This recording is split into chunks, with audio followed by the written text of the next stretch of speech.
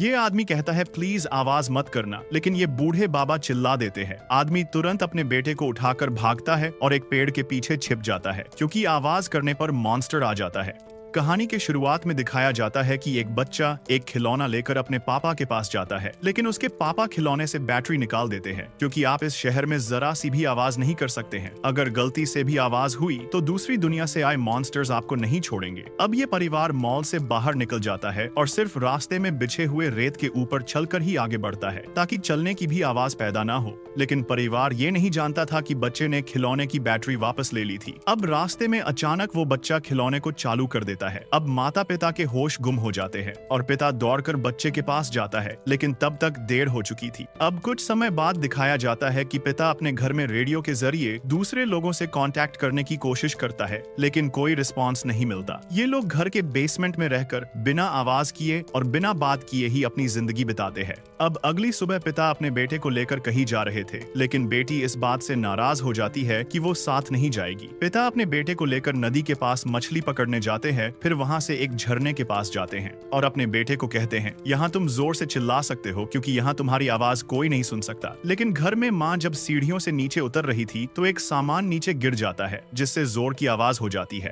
अब वो red signal चालू कर देती है। जब घर आते वक्त पिता रेड सिग्नल देखता है तो वो घर की तरफ तेजी से दौड़ता है। इधर वो मॉन्स्टर घर में घुस चुका था। माँ देखती है कि वो मॉन्स्टर घर के बाहर भी मौजूद थे। पिता अपने बेटे को कहते हैं कि तुम जल्दी से जाओ और घर से दूर रखे पटाखे फोड़ दो। इधर पिता अपनी पत्नी और अपने छोटे बच्चे को गोद में उठाकर घर के बेसमेंट में घुस जाता है। अब बड़ा बेटा जब पटाखे फोड़कर घर वापस आ रहा था तो उसे अचानक जंगल से कुछ आवाज सुनाई देती है। वो तुरंत पीछे मुड़कर तेजी से भागता है और एक टायर से टकरा जाता है। अब बेटी जो पिता से नाराज होकर घर से दूर चली गई थी, वो पटाखे की आवाज सुनकर वापस घर की तरफ दौड़ती है। रास्ते में उसे एक लाइट दिखाई देती है, तभी उसके पीछे वो मॉन्स्टर आ जाता है। लेकिन लड़की मॉन्स्टर की आवाज सुन नहीं सकती थी, क्योंकि उसके सुनने की ताकत बहुत कम थी। इसलिए इसके पापा ने इसे एक मशीन बनाकर उसे दी थी, जिससे वो आसानी से हल्की आवाज को सुन सके। लेकिन लड़की जैसे ही वो मशीन चालू करती है, उसकी आवाज मॉन्स्टर को चुभने लगती है और वो भाग जाता है। अब लड़की जंगल के अंदर जाती है और अपने भाई को देखकर उसे गले लगा लेती है। इधर माँ को होश आता है और वो घबराई हुई थी, लेकिन उसका पति कहता है, घबराओ मत जान, अब हम सेफ है।